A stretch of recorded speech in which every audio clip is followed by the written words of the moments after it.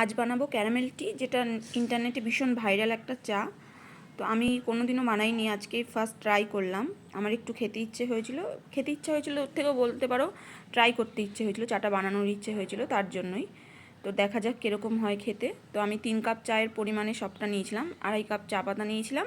আর আমি যেহেতু 2.5 চামচ চা পাতা নিয়েছিলাম, আর যেহেতু আমি কড়া চিনি খাই তাই তার সাথে 2.5 চামচ চিনি নিয়েছিলাম। আর একটু আদা ক্র্যাশ করে নিয়েছি। আর যেহেতু আমি এলাচ দেওয়া চা ভালো খাই, তাই জন্য আমি একটা এলাচ ফাটিয়ে দিয়ে তার ভিতরে দিয়ে দিয়েছি। তোমরা চাইলে আদা এলাচ স্কিপ করতে পারো না পছন্দ করলে। তো তারপরে আমি গ্যাসের ফ্লেমটা একদম আস্তে করে দিয়ে কন্টিনিউয়াসলি চামচ দিয়ে এই চিনি আর চা পাতাটা যেটা দিয়েছিলাম ওটা কন্টিনিউয়াসলি নাড়াতে থাকবো।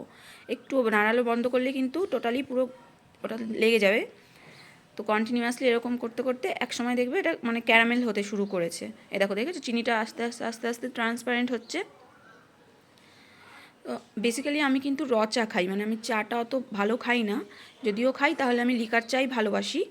তো আমার মাঝে মাঝে যখন মাথা ধরে তখন আমি দুধ চা খাই। তো এই দেখো অলরেডি এটা ট্রান্সপারেন্ট হয়ে ক্যারামেল হয়ে গেছে।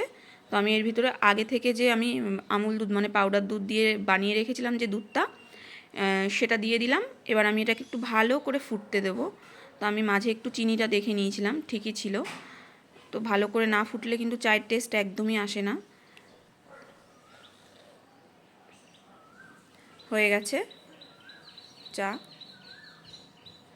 সরি চা না, ক্যারামেল চা আর কি। খেতে কিন্তু দারুণ হয়েছিল খেতে। জানি এটা আমাদের শরীরের জন্য চাটা ভালো নয়, কিন্তু এক আধ দিন খাওয়াই যায়। যাদের অম্বলের সমস্যা হয় তাদের একদমই এটা খাওয়া উচিত নয়।